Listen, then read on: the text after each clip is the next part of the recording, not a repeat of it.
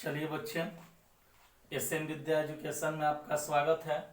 Concept clear to result clear, आपका बहुत अच्छा सहयोग मिला है।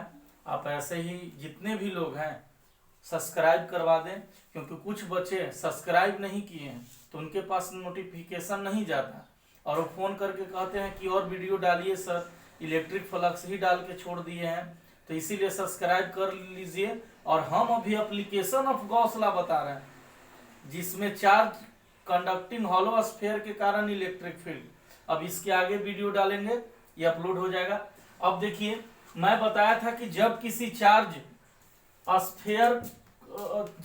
स्फीयर को चार्ज करते हैं तो उसके एक्सटर्नल पॉइंट पर वैल्यू होता है electric field 1/4πε0 into q by r square. ये बाहरी बिंदु पर था और सतह पर था E बराबर 1/4πε0 into q by r square और इन साइड में 0। ये सब हम प्रूफ करवा दिए हैं।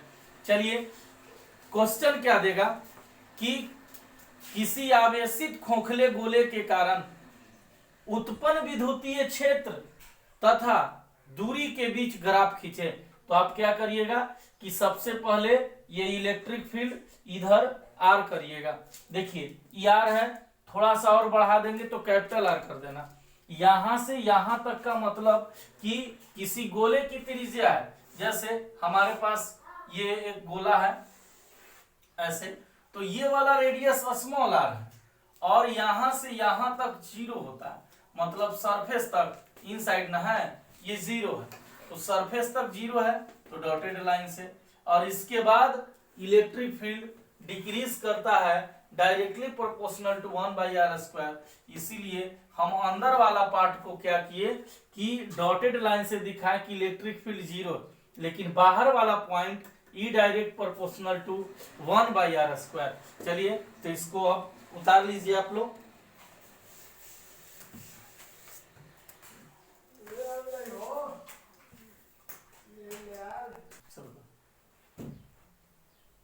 चलिए बच्चे लोग, इसके आगे क्वेश्चन लिखिए किसी आवेशित अनंत विस्तृत चदरे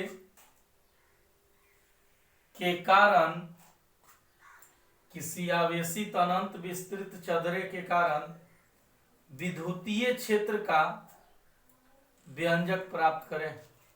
विद्युतीय क्षेत्र का व्यंजक प्राप्त करें।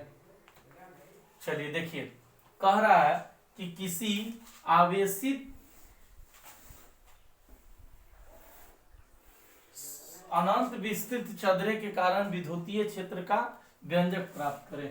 मान लो ये अनंत विस्तृत चदरा है, इसके कारण हमको इलेक्ट्रिक फील्ड निकालना है, लेकिन यह कुचालक है। याद रखिएगा कि ये यदि कुचालक रहेगा तब क्या होगा और कंडक्टर रहेगा तब क्या होता है।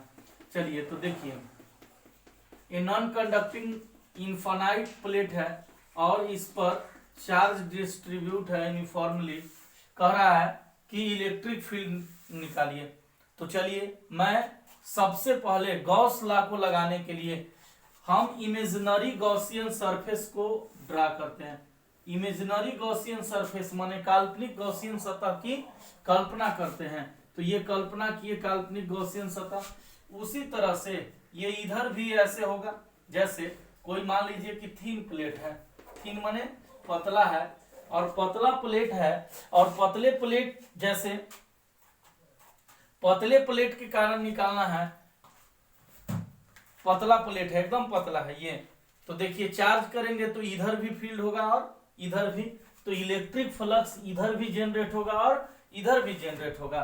तो यहाँ जो है हम ds वेक्टर E लिखते हैं और इधर ds वेक्टर लिखते हैं, और इसके इधर तरफ में भी ds वेक्टर लिखते। इधर इलेक्ट्रिक फील्ड का डायरेक्शन आउटवर्ड डायरेक्शन में होता है, इसका भी डायरेक्शन वही होगा। इलेक्ट्रिक फील्ड का डायरेक्शन भी एरिया वेक्टर के डायरेक्शन में होगा। क्यों? क्योंकि देखिए, ये पॉजिटिव चार्ज, मान लीजिए ये प्लेट को चार्ज कर दिए, पतला प्लेट है, अब इस पे प्लस चार्ज है तो इलेक्ट्रिक फील्ड का डायरेक्शन इधर होगा। अब इधर भी प्लस है तो इसका डायरेक्शन इधर होगा।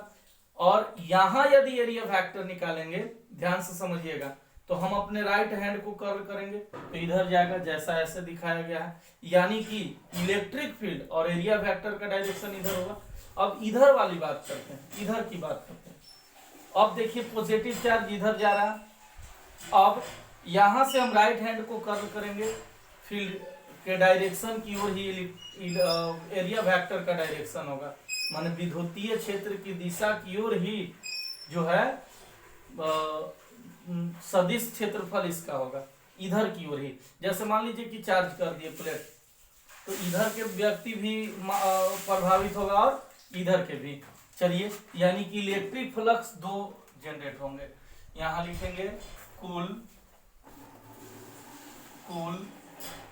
Electric flux phi is equal to phi 1 plus phi 2, phi is equal to phi 1 plus phi 2।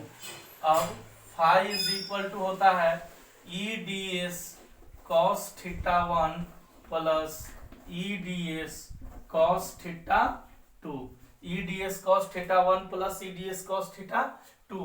अब देखिए थीटा 1 इज इक्वल टू कितना, 0 degree, theta 2 is equal to कितना, 0 डिग्री। सब का वैल्यू पुट कर दीजिए तो phi is equal to E D S cos 0 plus E D S cos कितना आएगा, 0। कॉस 0 का वैल्यू क्या होता है, 1 होता है। Phi is equal to E D S cos 0 का वैल्यू कितना लिखेंगे, 1 प्लस ई ds cos 0 का वैल्यू क्या लिखेंगे, 1, यानी कि phi is equal to 2EDS, क्योंकि EDS प्लस EDS 2EDS होगा। अब ये इक्वेशन क्या मान लीजिए, फर्स्ट। अब लिखेंगे गॉस के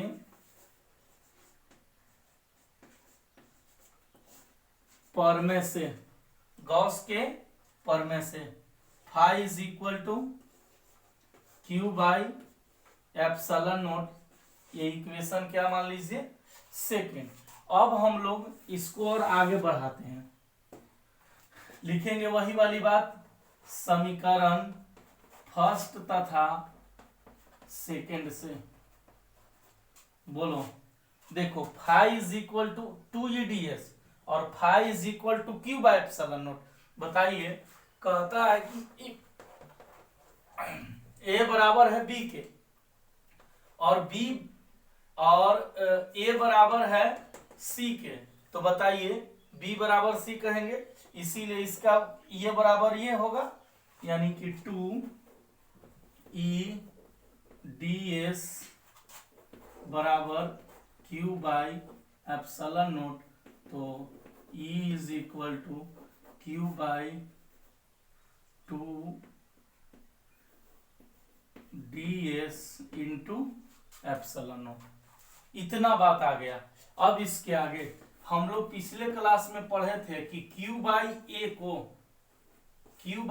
को सिग्मा कहते हैं, तो यहाँ एरिया के जगह DS है, क्योंकि मैं कब से बोल रहा हूं कि DS एरिया वेक्टर है, तो Q बाई ए को सिग्मा लिखते हैं, तो Q बाई DS को क्या लिखेंगे, सिग्मा लिखेंगे, यानी कि E vector is equal to Q by क्या, 2 एप्सिलॉन नॉट।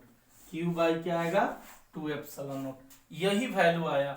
अब ये पूरी बात को देख लीजिए, यदि कहीं नहीं समझ में आ रहा है तो वीडियो जो है फिर से देख लीजिए, और इसको जो है कि पहले फिगर बनाइएगा और इसके बाद माना कि लिखिए। लिखिए तो माना कि लिखिए, माना कि किसी अनंत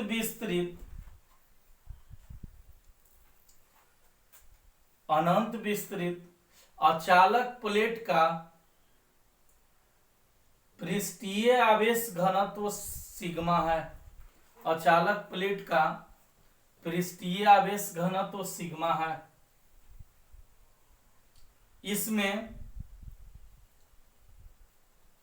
दोनों तरफ विद्युतीय फ्लक्स उत्पन्न होता है, दोनों तरफ विद्युतीय फ्लक्स उत्पन्न होता है। गॉस के परमे को लगाने के लिए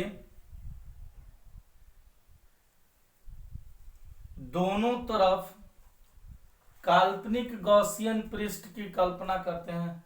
दोनों तरफ काल्पनिक गॉसियन पृष्ठ की कल्पना करते हैं और यहां से लेकर यहां तक उतार लीजिए।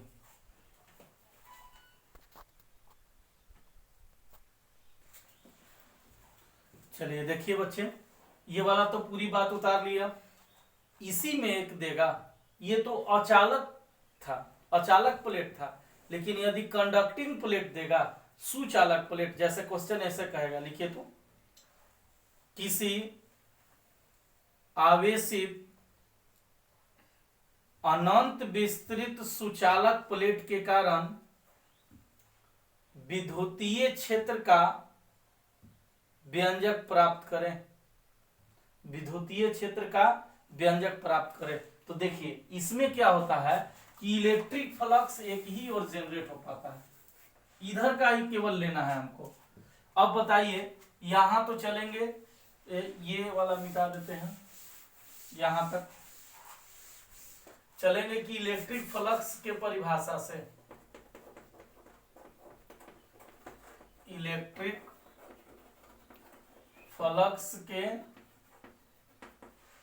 परिभाषा से phi is equal to EDS cos 0 degree cos theta, EDS cos theta होता है, और थीटा इज इक्वल टू क्या करेंगे, 0 डिग्री पुट करेंगे, क्योंकि ई और डीएस एक ही तरफ है।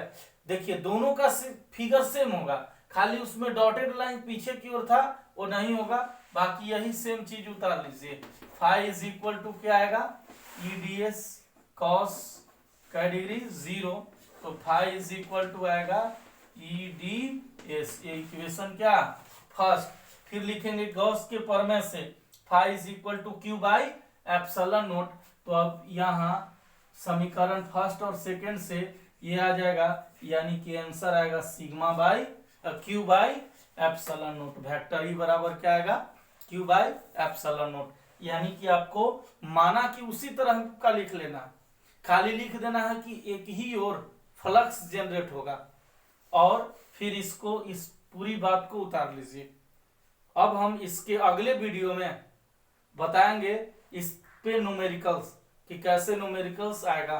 अब हम लोग इलेक्ट्रिक फ्लक्स, ध्यान दीजिए, इलेक्ट्रिक फ्लक्स और गॉस लॉ ये दोनों पढ़ लिए।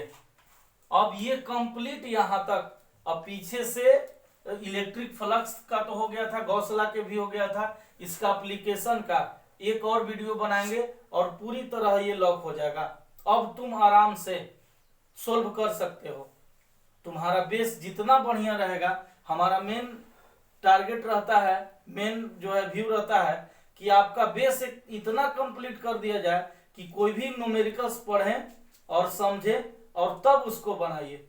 ये नहीं कि बस लबर लबर पढ़ें और ऑब्जेक्टिव में 4 गो में को पहले हमसे याद है टिक आउट कर दिए, नहीं, पहले पढ़िए, सोचिए, तब बनाइए। मैं कितने बच्चों को देखा हूं कि उसका जो है कनेक्शन हाथ के डायरेक्ट जो है, कान के डायरेक्ट कनेक्शन हाथ से है, सुना आधा क्वेश्चन सर बोलिए रहे हैं कि टिक आउट लगा दी, नहीं, आप धीरे धीरे क्या करिए कि कान के कनेक्शन दिमाग से जोड़िए, और दिमाग वाला तब हाथ से, मैंने पहले सुनिए, दिमाग को दीजिए कि क्या सही है, तब हाथ से टिक आउट करिए।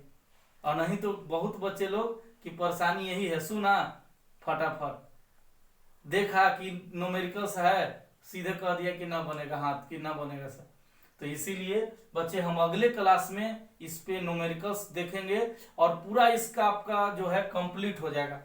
अब तुमको जो भी प्रॉब्लम रहेगा तुम कमेंट में जो है करके बताओगे, मैं उसको सॉल्व करूंगा।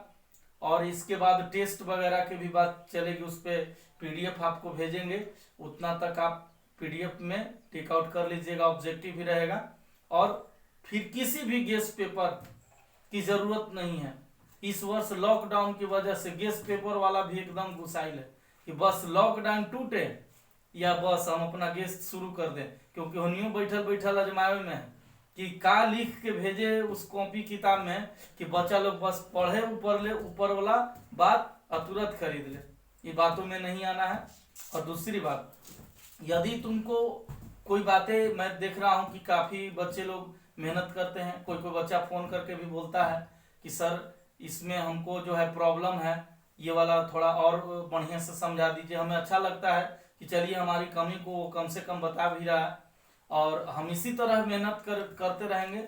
आप हमारे साथ जुड़े रहिए। चलिए इसी के साथ अगले वीडियो